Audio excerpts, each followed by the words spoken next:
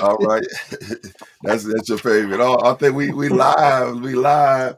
Oh We live. yeah. Another Friday night live, March 28th, Friday night live. Welcome, welcome, welcome to Financial Friday.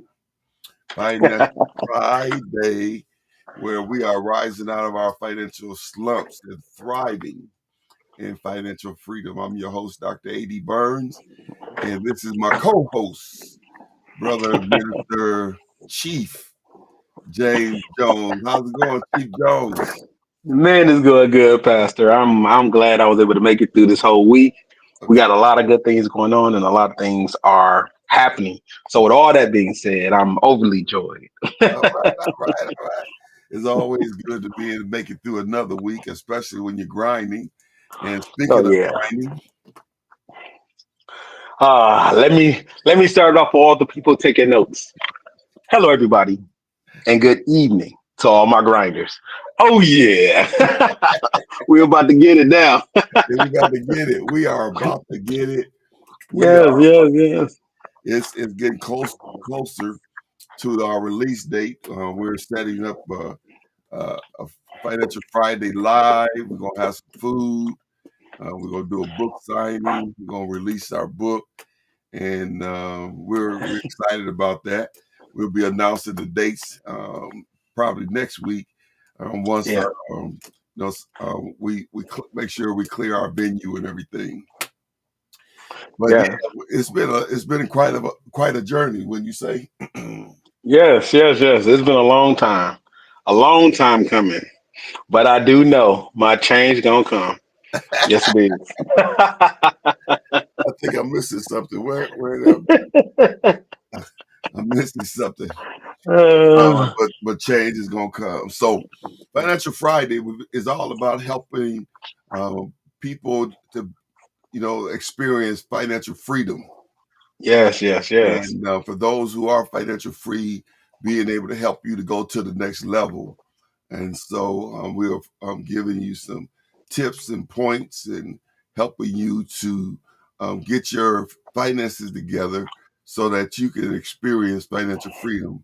It's nothing like having financial freedom. Would you say, James? yes. It is ecstatic to have financial freedom. It All is right. fun. Okay. Good evening. Minister Rodney is tuned in from Mississippi. How you doing, Minister Rodney? Woo. I Yes, pray the weather is good down there. You eat some good catfish. Yeah, down at Mississippi catfish. Yes, sir.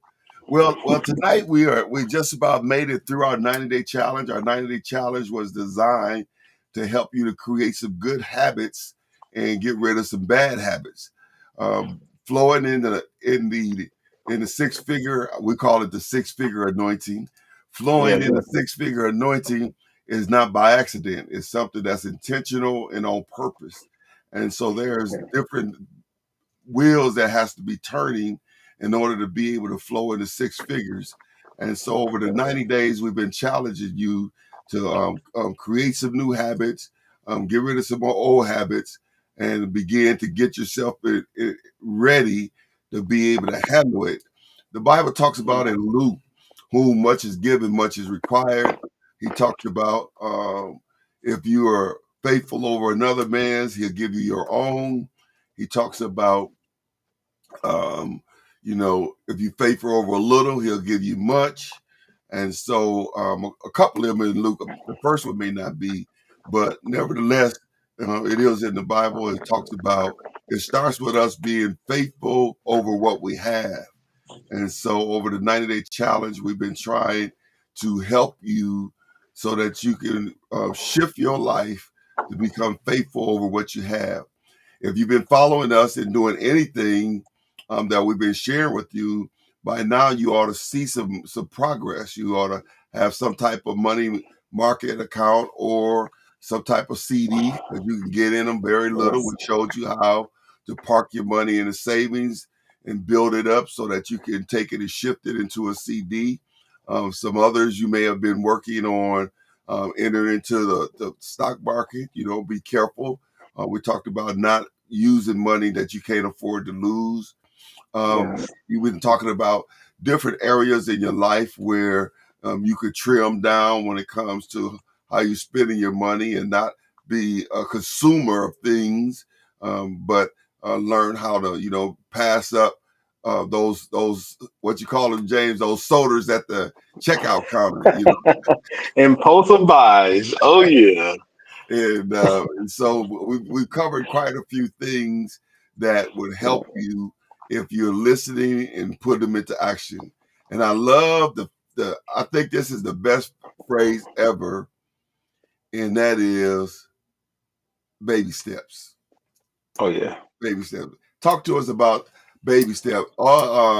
Miss Rodney says that it's 84 down there. Woo! Yes. 84. Minister Pfeiffer, how you doing? Thank you for those pieces. I know I didn't get back to you, but they're excellent. I want to triple that amount that you did for us, and I would like to set it up so we can release it during our book release on our Financial Friday Live that we're going to be doing. And so, Yes, thank sir. you, Minister Pfeiffer. Send me the bill. No, send the bill to James. He can handle it. Uh, James, talk to us a little bit about baby steps. What do the whole baby step mean? I mean, it's like everything else. If you want to turn a whole ship, if you want to transform your all your habits, if you want to put yourself in the best position in life, you have to transition. There's only two ways to transition: a life or death situation, or the consistent new ideas that you are following. Those are baby steps. Every day you got to wake up and tell yourself, I'm going to make it. Every day you got to wake up and tell yourself, I got this, until those habits become so routine and yet they're all spontaneous. So then you are firing back and saying, oh, yeah, I know I'm good. Oh, yeah, I know today's going to be that day I close that deal. Today is the day I'm going to save that money. And then you start saving all that money. And then you start creating and doing those habits that you've been practicing. So now you're not practicing on doing a habit, you're just doing what you always do. And those are the things that once we start doing, those cultivate so much more. uh, yeah. Yeah, yeah, no, But that's good. That's good. It is important for us to understand that because everybody don't move at the same pace, and if you're not careful, you'll get discouraged because it's not coming together fast enough for you. But we're talking baby steps. I don't know if you say baby steps, James, or you say small steps. What do you say? I say I say small steps. Small steps. That's the one. Let me write it Yes. down. Small steps. Okay, hold on. If you write it down, if you take notes, it's smaller adjustments. Small adjustments. That's it. That's what you say. Small Small. adjustments in the right area will produce great results. Yes. Small And adjustments. That's the word, not baby. yes, I yeah. gotta write that but down. I did know what you were talking about though. Don't worry, I knew exactly what you're talking about because small adjustments is knowing where you want to go. That's where a vision is the most is most effective because you know where you want to go. You see your vision. And how do you climb to the top of the mountain? Small adjustments. Yeah. How do you get down the mountain? Small adjustments. Hmm. How do you put yourself in the right glide path? No, there is no runner that trains for the Olympics and wakes up the same day and be like, I'm gonna go out there. No, you're gonna fail. Yeah. Everyone that's on that starting line. So if you look around and you see everybody on the Olympics, it's not just the guy who takes first or second. Remember, the guy who's in number 8 still can beat everybody else in the world. So, and too often we forget that if I'm on a stage running against Usain Bolt, that means I'm fast enough to be in his preview. That means I'm still out there beating most of the world. Yeah. All the world is still eating my dust. And I think we get caught up in those things of trying to be the one instead of trying to run our race. Yeah. And when we start making those small adjustments and stop looking to our left and right and just run our race, and our race is now starting to become more effective, we can run there with Usain Bolt. Yeah. Whether I win or lose, that's not the deal. The deal is I ran my race. I ran for my time, Yeah. and I did the best that I knew I could do. And that's how the journey starts. That's when you're that, and that's also how your journey ends. when you hit your own perfection. And using that analogy is very important that you also note that you're making progress, even though you may not run a race against what's his name, Usain Bolt. You know, you may not win the race, but you are further than where you were. You know, and so let's say you don't hit your six Yeah. figures this year, and you land at 60,000. I mean, that's still further than where you were. You know what I mean? And Yeah. so small adjustments, it says two things. One, it says small. So, you're not required to take these giant leaps. And then two, it says adjustments. So then there's a series of adjustments that we need to Yeah. make and tweak as we head towards that six figure anointing. Yeah, that six figure flow. Yeah. I Yeah. mean, I mean, it's like everything else. Usain Bolt had this one quote. It took him 4 years to drop 4 seconds. Some people can't last. Some people can't even last in their determination for 2 months. Mhm. But this man, just to drop 4 seconds on his time, 4 seconds. Now, to some people, 4 seconds don't seem like a lot. But when you're in his profession, 4 seconds is a lot. But it's a lot because he believes it's a lot. And that's what's those small adjustments. Getting yourself a coach, getting yourself trained, getting yourself in the right position, asking the hard questions. I'm this far. What am I not doing to get to that next level? I know I'm close, but what am I not doing? And being able to be real with yourself. Because I could have been in the same boat that I was in 20 years ago because I was making money, but that money wasn't producing what I wanted to produce. And yes, I made more money, but Mhm. that more money just got me in the same rut or a bigger rut than what I was in. It wasn't until I started asking those hard questions. What am I not doing? Where am I not going? Who am I not talking to? And once I start making those small adjustments of talking to the right people, being in the right limelight, talking to the right coaches, seeing where my money is going, tracking it, and then start making those adjustments. And those adjustments wasn't great. It was small adjustments. Okay, cool. Maybe I don't need to eat out every single day. Yeah. Maybe I could wait till the weekend. Maybe I don't need to spend my money frivolously. I may want to plan on my money. These are all small adjustments. Yeah. And your money is still leaving. Let me make sure everybody knows your money is leaving your pocket no matter what you want to do with it. Mhm. The question is, where are you putting it? Are you putting it in vehicles that would be for the future, or are you putting it in vehicles that you would eat for right now? And and the truth of the matter is, I was eating all my money or burning through it, and I wasn't properly saving my money. So then I started properly saving $10, properly saving 50, and that 10 turned to 100, that 50 turned to 500, and then I was able to start putting those inside of vehicles or assets that start making passive income. Yeah, yeah. I heard somebody, I think it was Miles Monroe, he said, and I might get it wrong, but I'll be close. He said that poor people talk about money, rich people spend money, wealthy people grow money. You know, and, that and is so that is a true statement. and so we want to get to the place where we're growing money.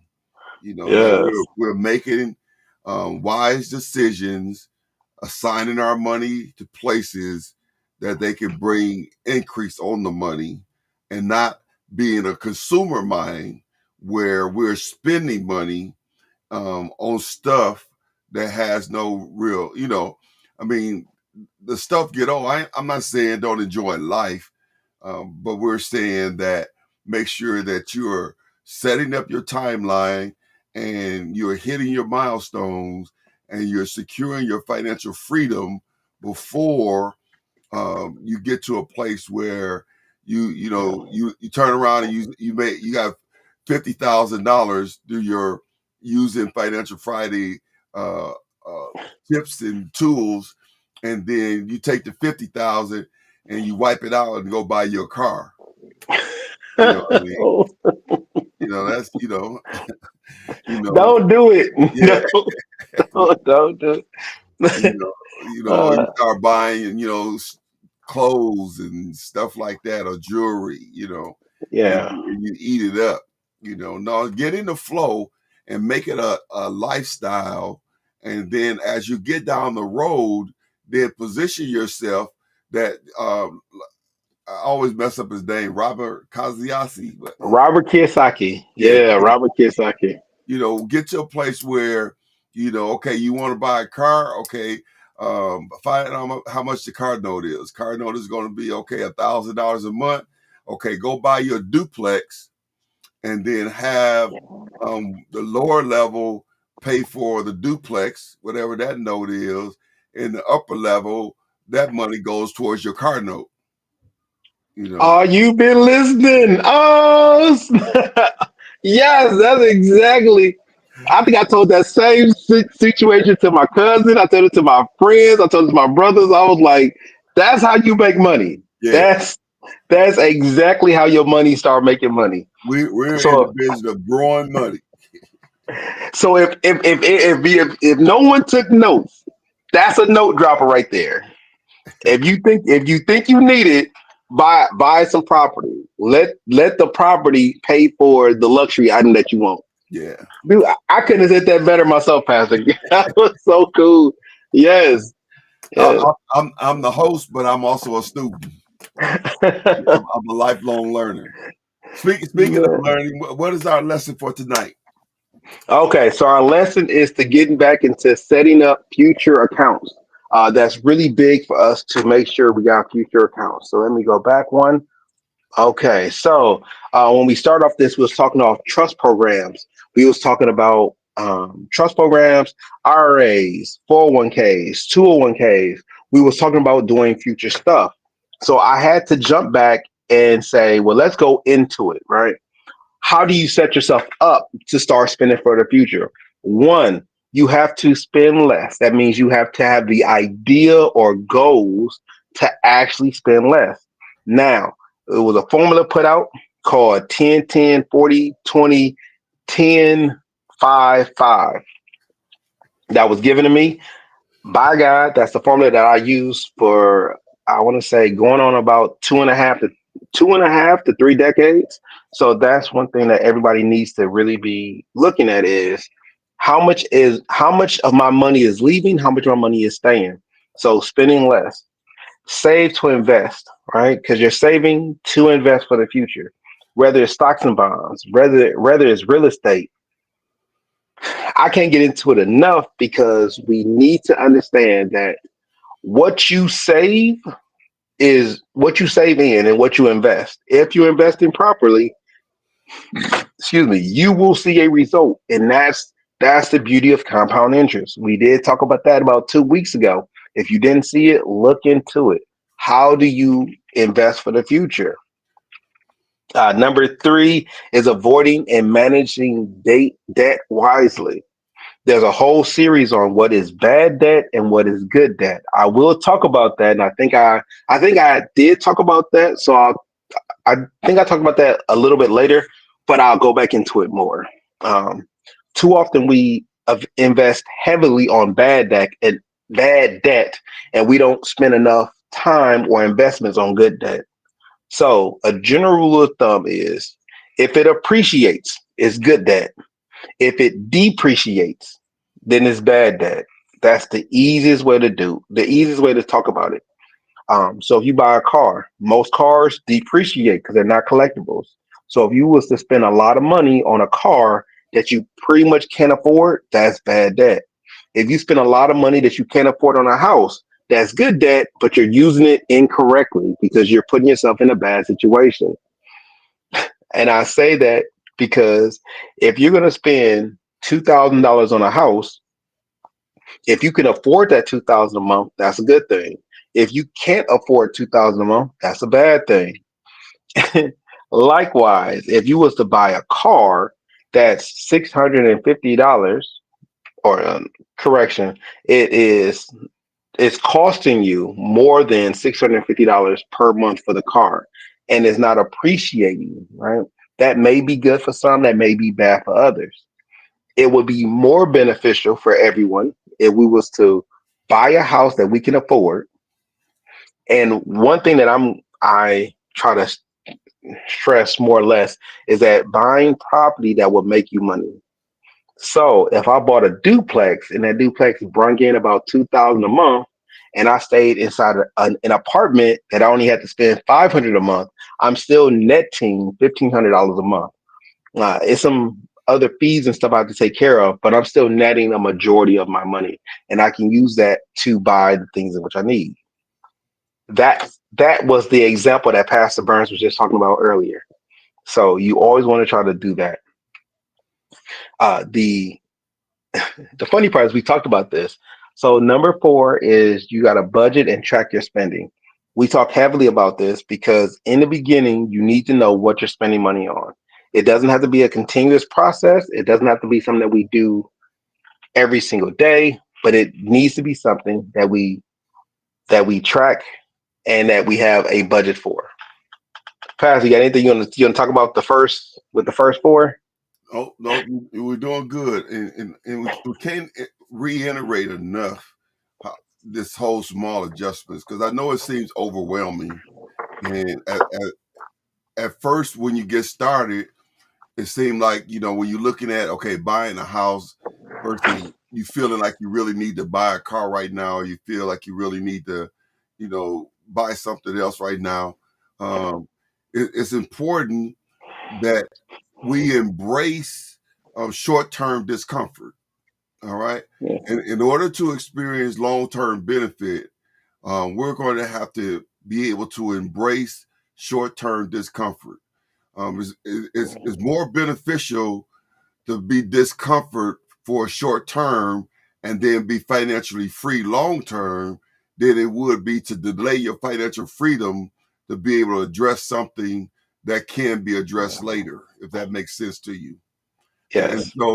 so that's one of the biggest problems in our community is, you know, we don't embrace short term discomfort. You know, we Yeah. we throw money at it.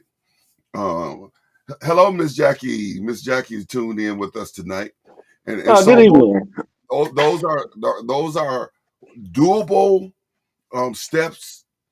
And Yeah. one of the steps is at this the size that you could take. So Yeah. if you can only do a small, do a small. If you can do a medium, do a medium. Whatever, wherever you are, it'll work from top to bottom. What they say, principle work for anybody, anywhere, at any Anyway, time. anything. And so Yes. Yes. it'll work for you, but you got to work it. Yes. Yeah. And the big thing about that is that some people may be spending 105%. If you're spending at 105% of your income, you may not see that you're spending 105%. You may think that you're just running out of some money. Hmm. But the truth of the matter is you're overspending on how much income you got.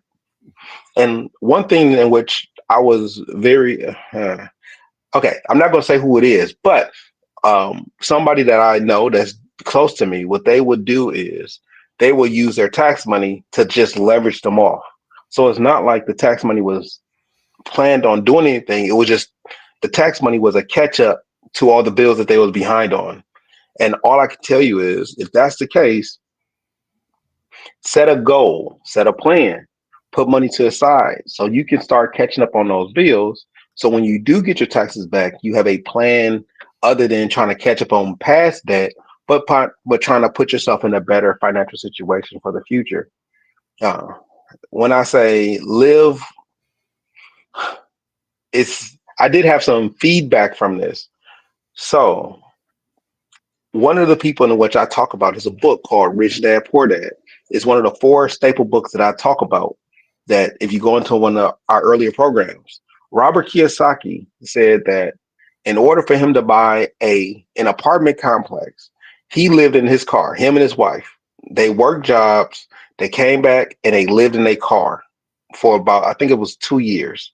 There's a year and a half to 2 years. They lived in a car just so they can save enough money to buy an apartment building. Now, am I telling you to live in your car? No. I'm giving you an example of what the extremes could be. For, let's say you take Bill Gates. Bill Gates typically don't buy a new vehicle. He got the same old truck that he had for about the last 30 years. Those are just ways to to push what you had even longer. I think every car I had hit over 200,000 miles before I got rid of it. Why? Because that's just what it is. It's part of the process. And it's one of those things, if you get it, you get it. If you don't, you don't. But both answers are okay. The main goal is that you have a goal. And the main thing that you do is that you set out to do what your goals are. Hmm. Because if you think living in your car is too much, don't live in your car. If you think driving a car for over 200 miles is too much, then don't drive a car for over 200 miles. However, you do have to make adjustments in order to get to where you want to be. If it's starting up a new Facebook, starting up a new YouTube, selling Avon, Amway, Cutco, going door to door, doing Uber or Lyft, all of those are ways in which a person can increase their income.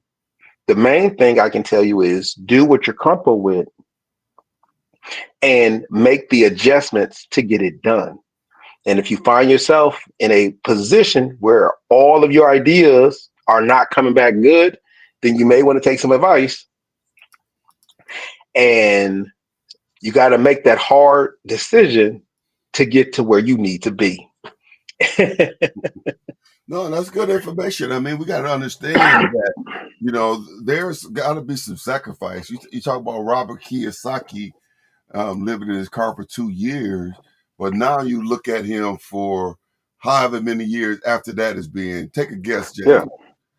Uh, let's take a guess. How many years Almost has it been? 40, 40 years of 40 years. living at the level that he's been living, you know, uh, so 2 years sacrifice for 40 years of financial freedom, and each year going higher and higher. And I'm talking about financial freedom to the highest, you know what I mean? Because I'm Yeah. sure he could, he could walk in somewhere and, spend $1 million and it not hurt him, you know what I mean? Yeah. And so financial freedom to the degree that you are able to not be worried about the common things, and that you're able to go and do what you want to do. 2 year sacrifice is worth it. And now I'm with James. Now, we're not telling you to live in your car, but we are saying that there has to be some sacrifice on the front end. And so you have to be willing. And our sacrifice is really not even sacrifice. We talk about not going out to eat every day. That's not really a sacrifice. But because it's a lifestyle, it becomes a sacrifice. But that's just something. Mom and them will put on a pot of beans, and that thing would last them, the whole week. Or things we talk about sacrificing. We talking about buying a Chevrolet versus buying a Genesis, or Yeah. or That Benz, Benz, you know what I mean? BMW. Yeah. So the thing we're talking about, sacrificing, is not really sacrifices, but they are because they're part of our lifestyle. But we're saying that you have to be willing to sacrifice on the front end, whatever that looks like to you, and so that you can benefit long term on the back end. Yeah. Like Yeah. I bought a BMW, and it was a nice car, really nice. I can afford it. I can accept the payments, but it wasn't getting me to where I need to be. As much horsepower, as fun as it was, guess where it wasn't doing? It wasn't getting me to where I need to be. Mhm. So that's one of the sacrifices I had to make. So it wasn't that I do or don't like Chevy. I became accustomed to Chevy because Chevy will help me achieve the goals that I want to achieve. It's not that Chevy is a bad car or a bad brand. I like BMW. I like Toyota. But at the end of the day, how can I hit my goals more effectively with more and be more objective? It was a Chevy. The Chevy had the right price range. That's why I'm not buying the Escalade truck, the Chevy Tahoe. I'm in a regular car. It's a Chevy Cruze. It's not regular, but it's a nice car, and it can get me from point A to point B. I mean, I travel a lot, so I drive. So I bought a car that can do what I wanted to do for the amount of miles that I want to put on it. Yeah. And that's the same thing with everybody else. The BMW could still get me there, but that V6, did I need a V6 in order to go from here to Chicago every day or from here to Racine every day? No, I could have did it with a four cylinder. So let me make the adjustment and get that four cylinder. And it comes with parts and repairs. Well, how much does it cost to keep up a BMW M3? Well, how much does it cost to keep up with a Chevy Cruze?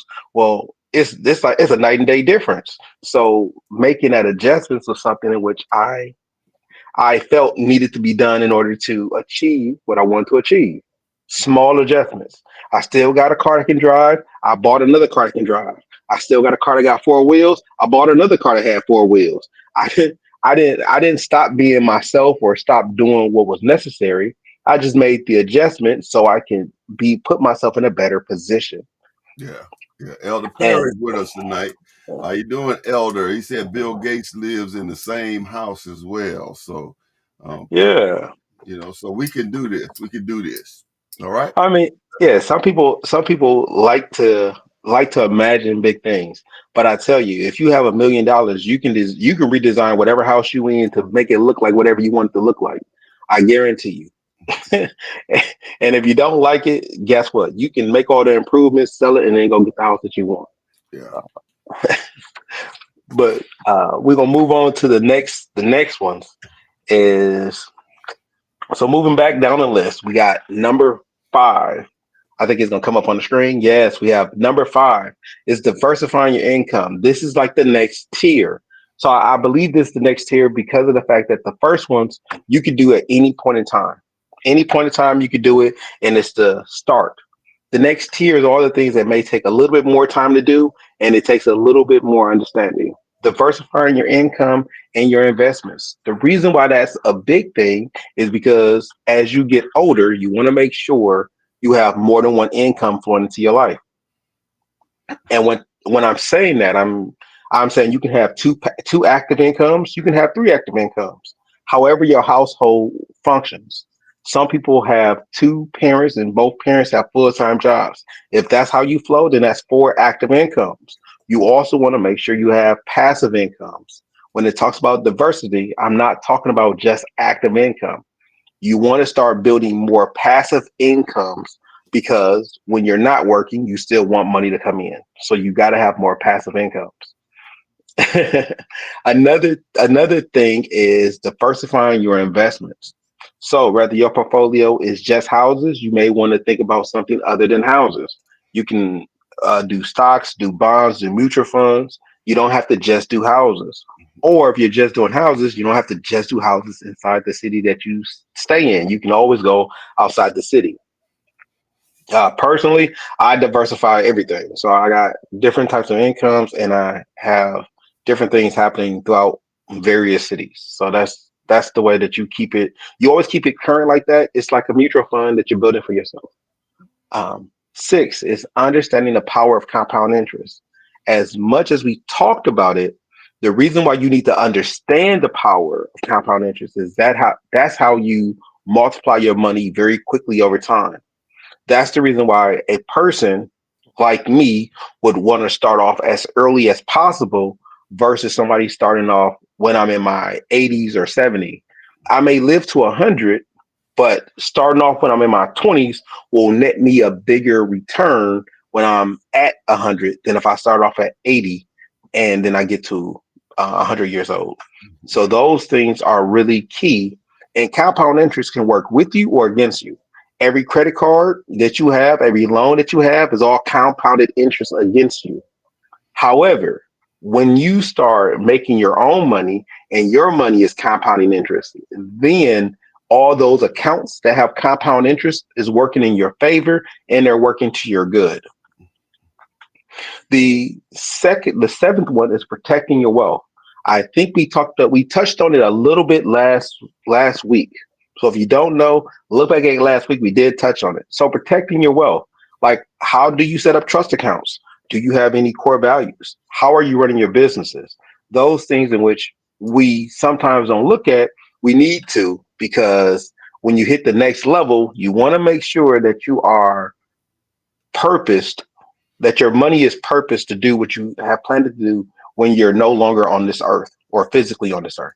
Because at the end of the day, we want to make sure we set everybody up that we want to set up. So having a will in place is pertinent. If you don't have a will, having a trust in place is pertinent. If you don't have a will or a trust, have a business in place and have people be the beneficiaries of your business. All of these do what they need to in order to protect your money from getting ripped off, going over to the courts, or other people arguing about what your actual thoughts are. If you don't make plans for your money will do what it will do. And that is everybody will have a handout to grab your money, even when you're gone. Mm. So it's responsible of you to protect your wealth.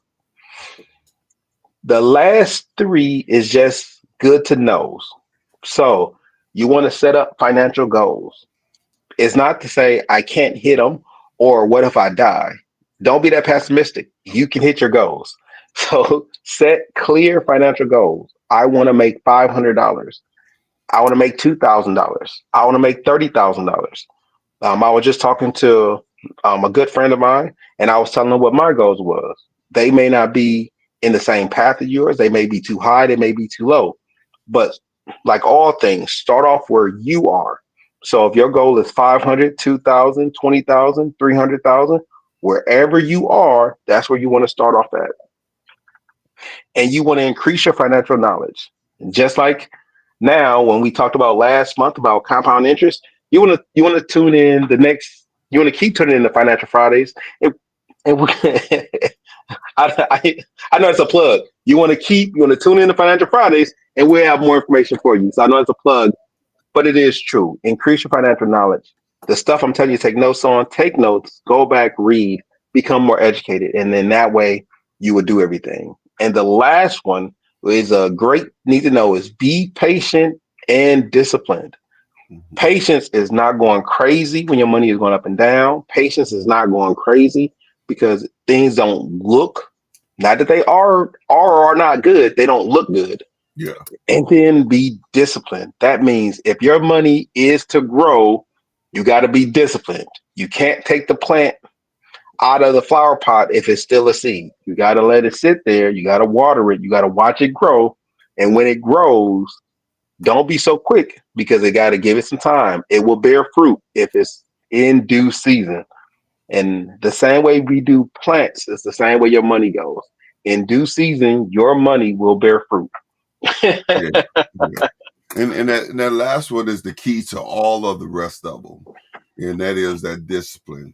And I like Yeah. Dr. Pastor Bridget Hilliard definition of discipline is forced obedience is what her definition is, and I like that one.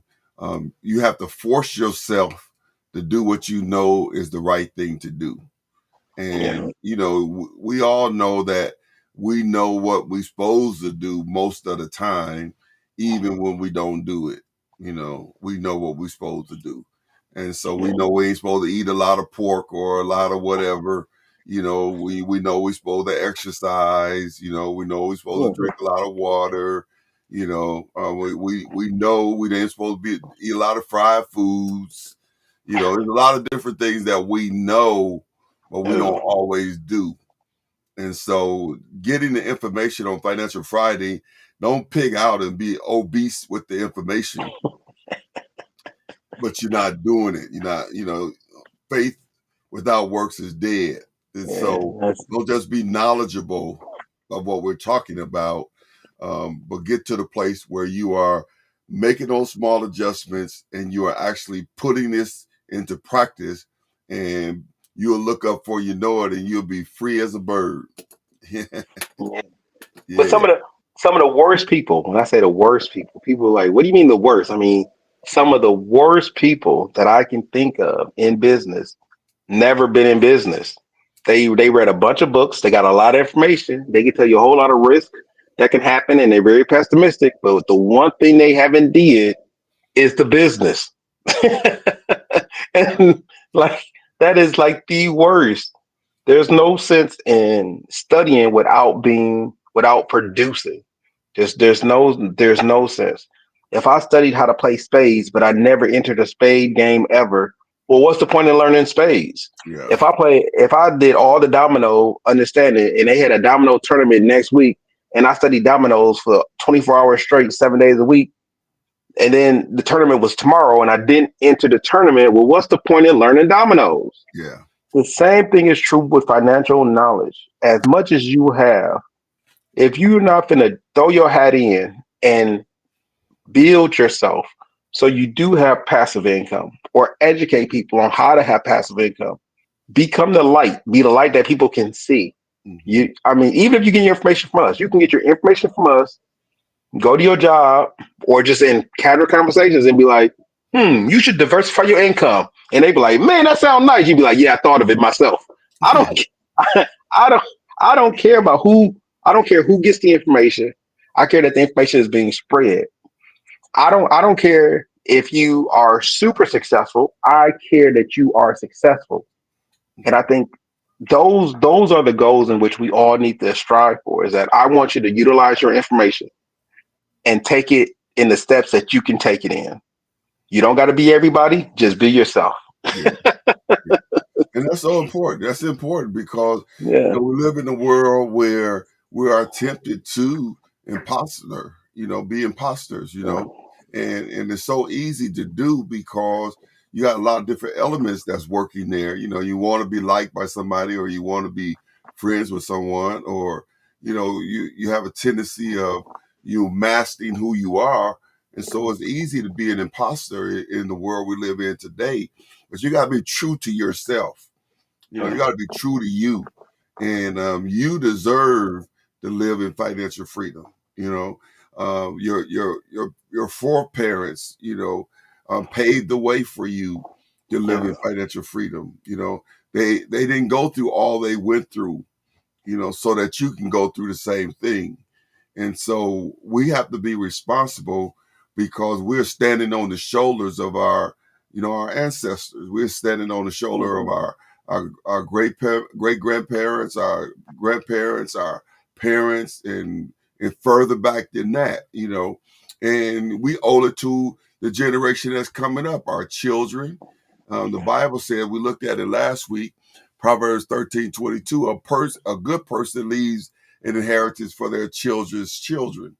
And Yes. so we owe it to ourselves, we owe it to our past generations, and we owe it to our future generations to start a trend line of the generations behind us being financial free. Yeah. I don't know it must be awesome to be like in the Rockefeller or the Kennedy family, you know what I mean?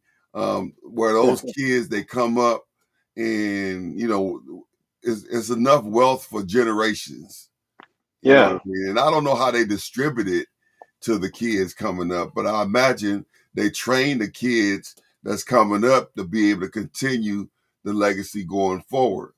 Yes, that's Yeah. right, Mr. Rodney. He said, I deserve to live in financial freedom. That's right. Yes, yes, Yes. yeah, I agree. Amen. I do agree. I do agree. I mean, it's like when I was like couple people that I mimic some of the stuff I do off of is that I understood later on. So I didn't get it at my earliest. It took me a while to get these teachings in order and then get the disciplines in order. Because I think just like karate is a discipline, so is financial knowledge. It's a discipline. It's something that if you learn it correctly, they call it what's that, mental judo? Like you go, whoa, like it's mental judo. It's like, how do you get from point A to point B? Well, it it it all stems on what do you know and how are you utilizing it? And I try to utilize that completely, because the people that I know, the people that I talk to, the books that I read, most of them are trying to impart wisdom to everybody. When you read Fergus Douglass, his whole book is to impart wisdom on the past and what he hopes the future to be. W.E.B. Du Bois, another good author that I do like, when he talks about the Negro in business, and it does say the Negro in business is a book, right? And when he talks about up out of, I would say up out of Africa, but I forgot the author for that one. And then he wrote a journal. He's talking about where he is and where he expects us to be. And I think those are the things in which we must strive to put inside the heads of our kids, because I'm not going to be here forever. But I know that if I'm diligent, and I make sure that my kids know, because the legacy just isn't wealth. It's nice to have wealth, but wealth without knowledge is will be parted very quickly. Yeah. So we want to make sure that if you're given, like, summer kids are just in love. I love everything and good. Impart love to your child. Let your child know that they're well loved and they're taken care of, and they can bring love into the world and show the world how to have love. Hmm. If your kid is a business minded person, give your kid business. There's no problem. There's no wrongness with learning how to count money. There's nothing wrong with learning how to understand compound interest. There's nothing wrong. One of the books in which one of the four books is also Damon learns to earn, and it's a book about is a book written for kids. There's a lot of financial books out there, and since it took me a while to learn, I'm always putting that stuff in front of my kids to say, hey, this is where I messed up. This is where I want you to do. This is what I want you to go.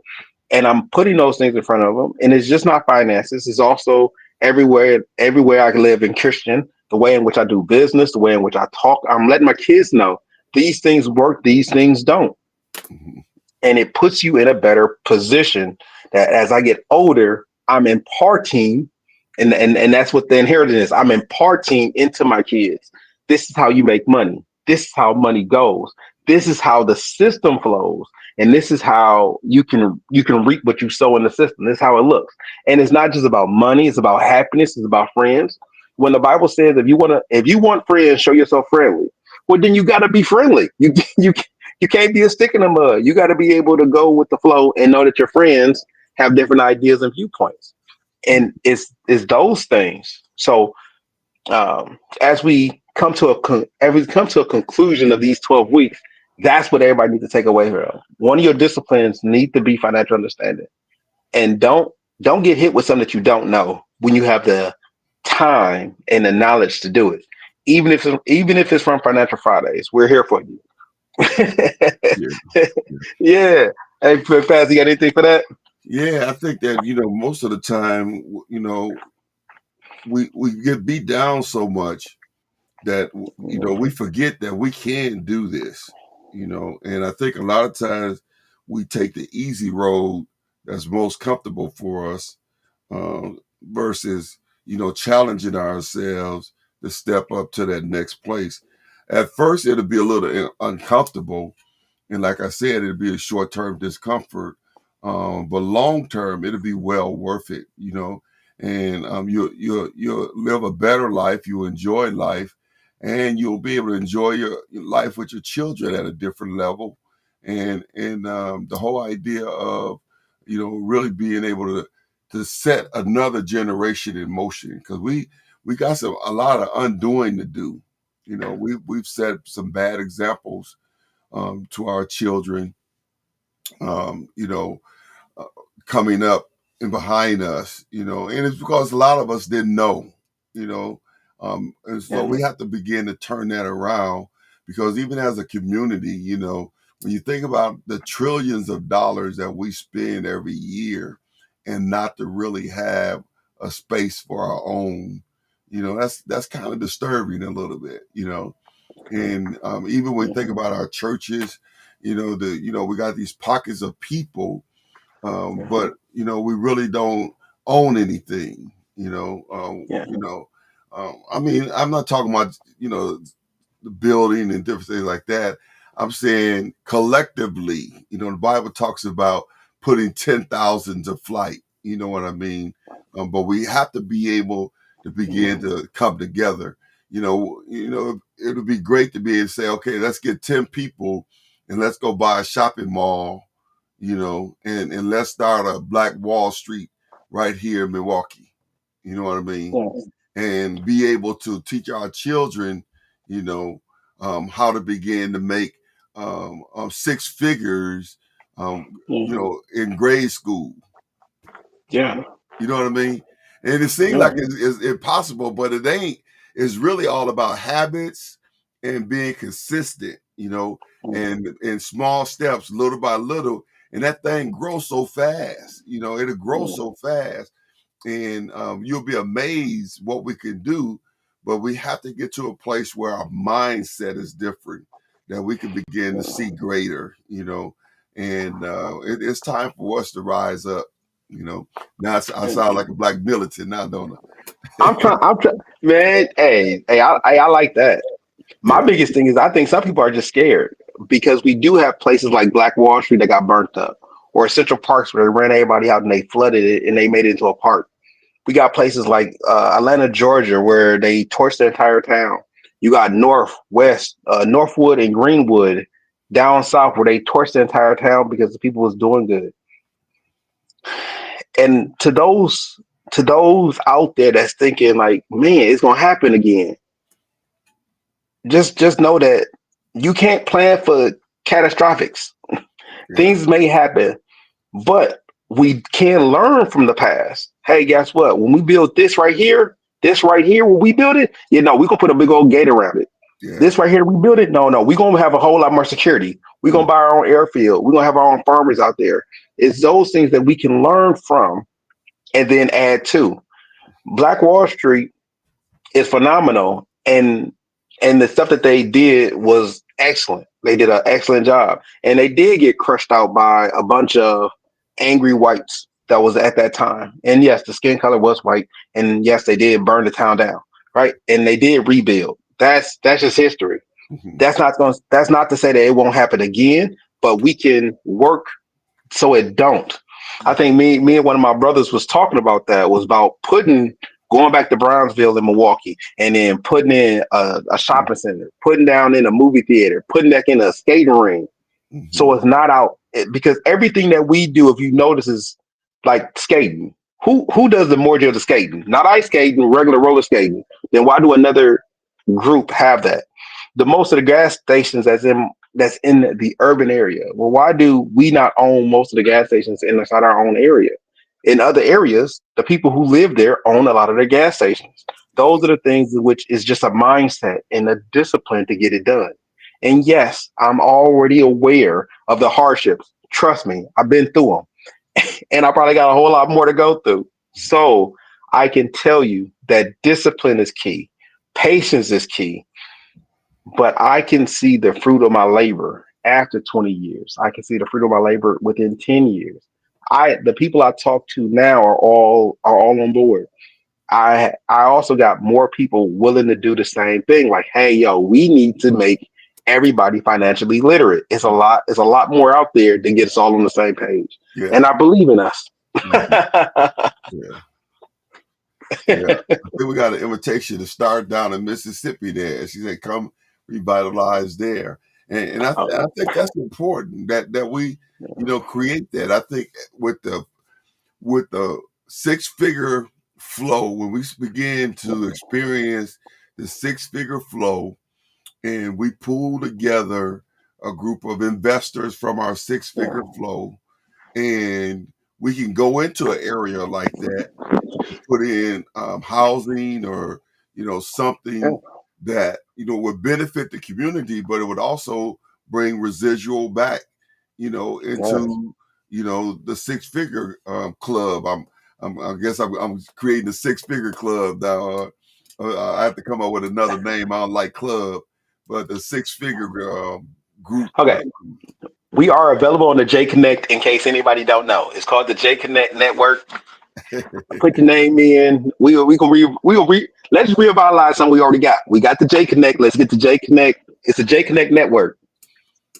And we gonna put that back on, Pastor. I'm telling you, everybody chime in, hashtag it, get it out there. Meet you at the J. That's it. Hashtag meet you at the J.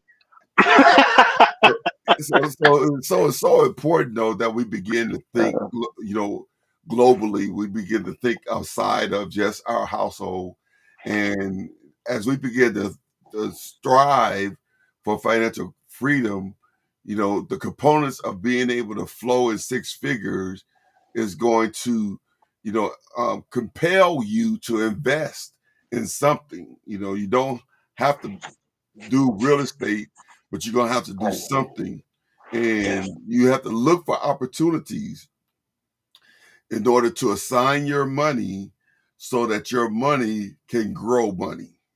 You know, that's the whole objective. so that you could be in a position that when these great ideas come, you can be in position to be able to say, "Oh yeah, I'll be a part of that," and then we'll really be able to see not only just um, our personal households financial free, but we began to create communities of financial freedom, and that's going to be that's going to be awesome. You know, um, Yeah, the six figure collective. that's what I'm talking about.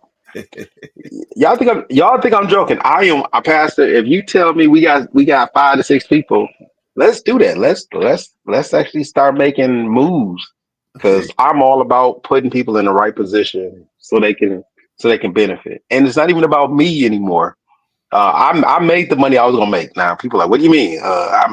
I'm decent, so I'm good.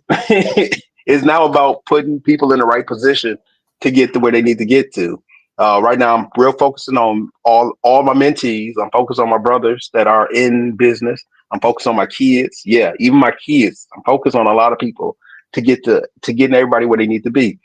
And I think I'm starting on my church too. So I got my church in my view. So we making it. So Mississippi, yeah, we can go down there. Long as we got food down there, we can be in Mississippi. I'm a food eater. We gotta have food where I go. well, one thing I know they got down there is some food. Yeah, they If they they got feed they got some food. if they feed, I'm eating. I'll be down there. I'll, I'll make a Well, mistake and listen, get down there. we're almost out of time for another Financial Friday. And Yeah. listen, I pray that you all, are really gearing up. We haven't had a couple testimonies lately, but early on and maybe halfway through our being on Financial Friday, we had people testify of being financially free by using the tools and the tips that we're giving, and so to have those testimonies has just been awesome. And there's very few places I can go in the city where somebody don't recognize me and thank me for helping our community. And so that's always a good thing. However, I would love to see the evidence. I appreciate the thank yous and the compliments, but I would love to see the evidence in the lives of the people, that's, they went from rags to riches, or they went from, poor to prosperous, or they went from okay to awesome, or they went from here to there. And so it's just so important that you make small adjustments using the information. And the information that we're giving you has been proven, and it will work if you work it. Uh, Yes. she said, "Come on down. You come. We're going. We're going to eat good.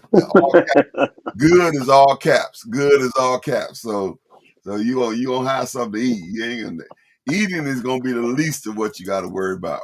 You know. That's all I need to. That's all I need to worry about. Everything else comes easy. I, Yeah. I'll be down there in about half past shadow. I'll be right. Yeah. That I'll be, catfish tastes like it just came out the water. Yeah. don't tell me with a good time, Pastor. I'll be on Financial Fridays like this. Hey guys, out here in Mississippi, just woke up, been eating all day. Like, We live from Mississippi Financial Friday. Yeah. Yeah. We're gonna have to get us a mobile home and start take it on the road. helping people one place at a time. I'm with you. I'm with you. Well, listen, we are out of time. Thank you again for tuning in to another Financial Friday, where we are rising up out of financial slumps and thriving in financial freedom. And I'm your host, Dr. A.D. Burns. My co-host, closing comments. It's good to see you. I'll see you in 30 days. Oh yeah. In 30 days, where you gonna be in 30 days? I'm probably gonna be in Mississippi. I thought that's where we going. I thought that's where we was going. Mississippi, we'll see you in 30 days. All right. Well, listen, Uh, thank you all for tuning uh, in. We look forward to seeing you all next week, Financial Friday. as we continue to wrap up our 90-day challenge and as we get ready